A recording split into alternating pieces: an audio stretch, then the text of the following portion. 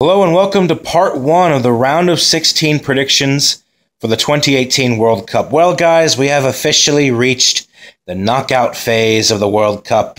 There is no consolation. You either win or you get on the next flight home. Sorry. Maybe you get a free borscht dinner, some vodka shots with Mr. Putin as a thanks for coming gift. But in this video, I'm going to be giving my predictions for the first four games on the left side of the bracket, as you see here. I think it's way too long to talk about all 8 matches in one video. I don't want to get into very, very extensive analysis, but I will give brief analysis for each game. So these are the first 4 games. There's 2 taking place tomorrow. It's Uruguay, Portugal, France, Argentina. And I think for those of you who have seen the bracket already, this side of the bracket is hellacious.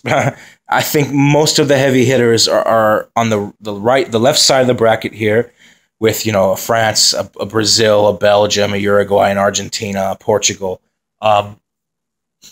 Mexico to a lesser extent, and then way down at the bottom is Japan. So the first thing I would like to say is Japan, you're in for a rough road if you want to get to the final, but very much so. Congratulations to Japan for getting here. They have a lot to be proud about from their performance in the group stages. I think I was one of the very few soccer YouTubers that predicted them to advance, and I think they fully deserve to be here. So let's jump into the lost my train of thought. It's kind of late here. I'm getting very tired. I need to sleep soon. Let's just jump right in. I'm going to give my predictions, okay? So we have Group A winners Uruguay versus Group B runners-up Portugal. Group C winners France versus Group D runners-up Argentina. Group E winners Brazil versus Group F runners-up Mexico.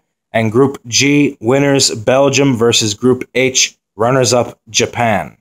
So the first match takes place tomorrow, I believe 2 p.m. Eastern Standard Time in the United States. Uruguay versus Portugal. This is going to be a very tight fixture. I think that most of the knockout games are actually going to be close calls because of the fact that knockouts are such high-stake matches. You see a lot of teams that will not want to lose. You could see games going the full distance of 120 minutes or even penalties, and this is one of the games that looks like it could go to 120 minutes or penalties. I haven't made my mind up yet whether or not I think it'll go to 120 minutes or penalties, but I will in just a moment. So Uruguay versus Portugal. Whom do I favor slightly? I slightly favor Uruguay. I just think they're the more complete team. And in the group stages, I thought that other than CR7, Portugal's goal-scoring options are very limited. Gonzalo Guedes, we were told, was going to be one of the most prolific breakout stars of the 2018 World Cup. I think he's been very disappointing. Adrian Silva, I haven't really seen much from him, other than Ricardo Quaresma's wonder strike against Iran in the final group game. I think that CR7, he's very difficult to neutralize, but if the back line of Godin and Jimenez can keep Portugal at bay, I just think Portugal is going to struggle. And they're not a team that goes up well against very defensively astute sides. I think they were the worst team in the match against Morocco. They won through an early goal through Ronaldo, but they were on the back foot for large stretches of that game. I thought against Iran, they were not very, how do I say, Portugal's a side that plays to the level of their opponent. Well, we saw that what they did against Morocco and Iran, but then we saw them really rise to the occasion against Spain when Ronaldo got the hat trick. I look at Uruguay, though, I just view them as more solid. Cavani and Suarez up front, especially if they hit their peak form. And this Uruguay team, unlike 2014, unlike 2010, they finally sorted out their midfield woes. You say, well, they were in an easy group, but yeah, they started off kind of, I guess, lukewarm with Saudi Arabia and Egypt, but then they got progressively better. I thought Uruguay got better with each passing game, and they thumped the host nation Russia in a match that they needed to win in order to top Group A. And the back line of Godin Jimenez, like I mentioned, in my opinion, it's one of the best defenses in all of international football. I just see Portugal having a really difficult time getting on the score sheet here. And I just think that Uruguay has more individual key playmakers in a match that can switch the game on a dime. But Portugal, you can't underestimate the European champions because they're very much a tournament team, Portugal. The thing is with Portugal, though, they have more success in European championships than they do in World Cups. And I'm not just referring to Euro 2016. I'm referring to generally Portugal and European championships. They make it far. They get to semifinals. I believe in the last 5 editions of the European Cup, they've gotten to the semifinals 4 out of those 5 times, with the exception of being 2008. But in World Cups, their record is very mixed. You know, you take away 2006, their run to the 4th place finish. They don't really tend to do very, very well in World Cups for some reason, Portugal. And I just view Uruguay as the overall better side. But because this match is, I think, really tight-knit, I'm going to go for extra time. I think Uruguay wins this 2-1 in extra time. That's my prediction. 2-1 to Uruguay in extra time. France-Argentina, I'm going to say for last. Yeah. Brazil-Mexico. You know what's interesting about Brazil and Mexico? They have quite a bit of history with each other. And Mexico tends to actually match up well with Brazil. For those of you that are familiar with CONCACAF and South American football, whenever Brazil and Mexico meet each other in major tournaments, Mexico actually has an impressive record against Brazil. They've beaten Brazil several times in Copa Americas in 2007 and 2005. And they always play Brazil close. There's never usually a overwhelming result in favor of Brazil at all. And I think it's because Mexico plays a high flair, high tempo attacking style that goes toe-to-toe with Brazil. And they get results. And most recently, the World Cup in 2014, which ended in a 0-0 draw when Brazil and Mexico were paired in the same group. And Mexico got a famous draw in the World Cup against the host nation at the time. I don't view this as like a Mexico v. Sweden type of situation where Mexico lost 3-0, but I think Mexico just went up against a very well-managed, well-organized Swedish team that played to their strengths, which are not very many. But Mexico, they always give Brazil a hard time. And this is no exaggeration. That is 100% the case. You almost never see a game between Mexico and Brazil where Brazil wins comfortably.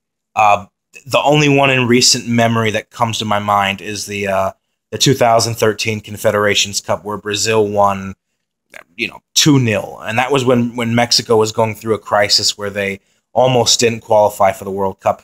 I think this is going to actually be a 1-goal victory for Brazil here. Mexico very much wants to get to that elusive quinto partido, the 5th game.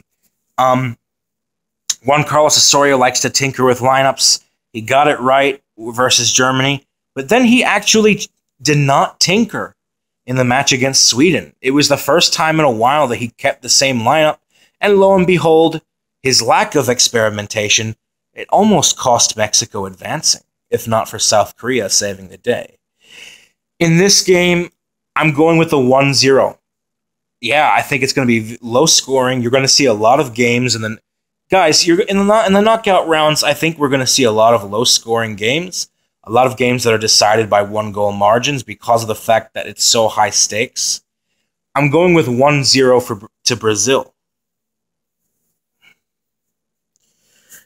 Belgium versus Japan. Well, of all the 8 matches in the round of 16, the one that's, I guess, the easiest to predict, quote unquote, would be this match. I think that Japan, they're a side that compensates for their lack of individual skill with a very fluid, technical, pressing style of game. You watch their highlights against Colombia and Senegal, and to a lesser extent Poland. Japan are pretty entertaining to watch. And I just think the explanation for why they will not come through this match is because they're not good enough. If that sounds like a lazy answer, I think in this case it's justified because Belgium is very much a world-class team. Of all the 32 nations that qualified for the World Cup this year, I think if you were to break down all 32 countries individually and look at their players, I put Belgium only second to only France as far as depth and being stacked talent-wise. And we saw this in the final group game where they fielded a B team that defeated England. Now, granted, England also rested a couple of players, but Belgium has a squad that is enough to send a B team to the quarterfinals, in my opinion. I think this is just a really big mismatch here. Belgium sort of lucked out getting Japan as a round of 16 opponent, but Japan should not be underestimated. If you get to the round of 16, if you survive the group stages, there's no easy games in World Cups. But I just feel like if Belgium don't come through this, it's a catastrophe for a touted golden generation of players who many peg as one of the favorites to go on to win the whole thing. Being eliminated by Japan it's meltdown mode. It's catastrophic. However, Belgium, in the last two major tournaments, they haven't lived up to their full hype, in my opinion. They were pushed close by the United States in 2014. They were eliminated by a surprise Welsh team in the Euro 2016 tournament. So this has the makings for an upset. I don't see it happening. I don't perceive this necessarily as a blowout. In my opinion, a blowout in international football is a scoreline that is a winning margin of 4 goals or greater. But I do see Belgium winning this 3-0. Maybe 3-1. Maybe Japan will go ahead and get a goal, but you know what? I'm going to say 4-1. I'll say 4-1 to Belgium.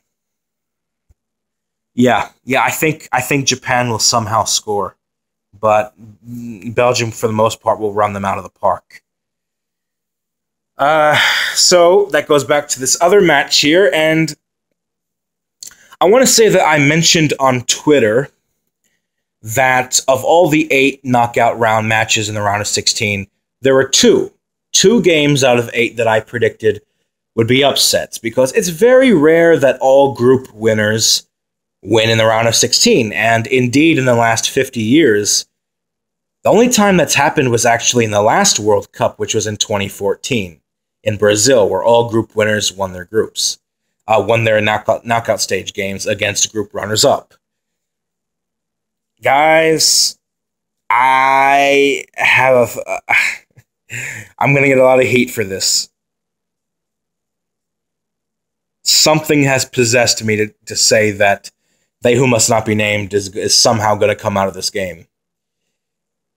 Clowns FC. Clowns Class C. Clowns. I say Class C because they who must not be named, I moved them up from Class D, which is the lowest of the low, the Clowns, within Clown School, because they got through the group. They fought tooth and nail against Nigeria, Marcos Rojo sliding them into the round of 16, but so they moved up one level. They're Clowns Light. Clowns Light. Why am I picking Argentina to come through this to come through this game? It doesn't make any sense. There are a few reasons why I am, and one of the reasons has to do with France themselves. Why France themselves? I just don't think France have looked very convincing. They came up against an albeit very gritty Australian side in the group, a Peruvian team that I thought matched them for a good 45 or so minutes of their second group game. A very boring 0-0 draw with Denmark. France just... they're underperforming. I know, I don't care what anyone says. Get 7 points in their group. I do think France have underperformed.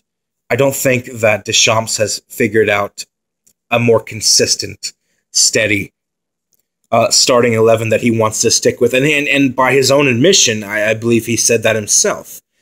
And a lot of criticism that France has been getting lately, not just from me, but from people in general on social media, said this team doesn't really look up for it. They're lacking that bit of hunger, I think. They're content to just do the bare minimum of efficiency to get by. And I don't buy the argument that, well, they're coming up against teams that are putting numbers behind the ball, so of course France are barely scraping. But no, I don't buy that. This is a team that is way too talented, and based on what we've seen so far across the span of 3 group games, this is a team that's really selling itself short. To a certain extent, really discrediting themselves. And they're coming up against a team in Argentina who is in the exact fucking opposite situation. Argentina, we perceive them to have been in crisis.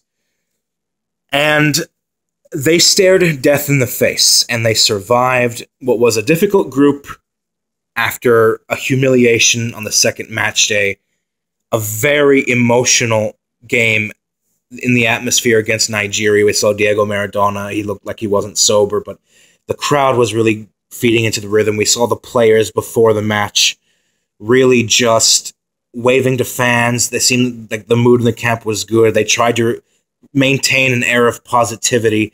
And to Clowns FC's credit, they kept their nerves and they managed to get through the group. I'll give them that. But here's the thing, guys. Staring death in the face changes you. It just does. And I combine that with the reason that France have looked like they haven't really switched on to high gear just yet. I look at France, they seem to be playing on autopilot. Like I said, bare minimum efficiency. And they just look like a side that's begging to be picked off against a team that just, not just wants it more, but a team that needs it more.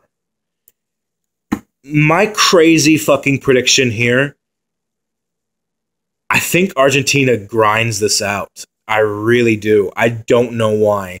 I picked against, they who must not be named to advance from the group stage.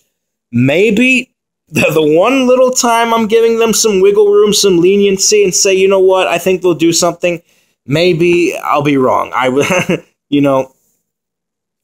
So maybe they have given me a sense of false hope. But I see this as a low-scoring game. France's games so far have been low-scoring. I'll tell you what. This is either going to be a blowout where France trounces Argentina and sends them crashing out so that it makes it look like them advancing out of the group stage was done in nothing else other than in vain, or Argentina might just have something on their side. My prediction for this match, I'm going with another low scoreline. I think it's going to be 1-0 because I think Argentina will take a lead in the first half. I don't think Messi will score. I think it'll be Pavon. I was impressed with him in the Nigeria game. For some reason, I see this kid scoring. At some point in this tournament, I see this kid scoring for Argentina. I think it's going to be Pavon scores the decisive goal early on. I think Argentina holds on for the 1-0 because even though France have looked defensively very solid, and I like N'Golo Kante at the back, and I just feel like France, they have the look of a team that will not respond well to going behind. I'm going to say it again. France just have the look of a side that will not respond well to conceding first in this tournament. And I could be totally wrong. And I know that Sampaoli announced that Messi is going to be playing in a false nine formation. I could be totally wrong about this, but I actually think playing Messi in a false nine is a good idea. It's because I think it alleviates the pressure off of him that he will receive in the midfield, because France were going to man mark Messi anyway. But the fact that they're playing him outside of an out and out striker role, I think that is a good idea for Argentina. Because we've seen before, Messi just cannot. He can't do it alone. Yeah, he got Argentina over the finish line in the final day of qualifying versus Ecuador, but then the result against Nigeria was very much a collective effort after Messi scored the first goal in that game. And I just feel like this is an Argentine team that is most likely at the current moment coaching itself. That has the recipe for either a profound implosion or something that is so fucking crazy that it's going to work, and nothing in between. Screw it. I'm going with the upset here. I think Argentina's going to somehow survive this game. I'm not saying they're going to win the World Cup, but I just feel like they're going to come through this game. So those are my predictions, actually. I'm not going to do the semis because, we'll see what happens in the quarters. But these are the four teams on the left side of the bracket I think will advance. I have Uruguay, Argentina, Brazil, and Belgium going through to the quarterfinals. Enjoy the games tomorrow, everybody. Hopefully I'll see you tomorrow, God willing. Till then, everybody, have a good one. Much love and peace out. And remember, at the end of the day, predictions are just predictions. We can be wrong about them. We can be right about them. Don't take personal offense to anything. If you want to share your predictions below, then go right ahead.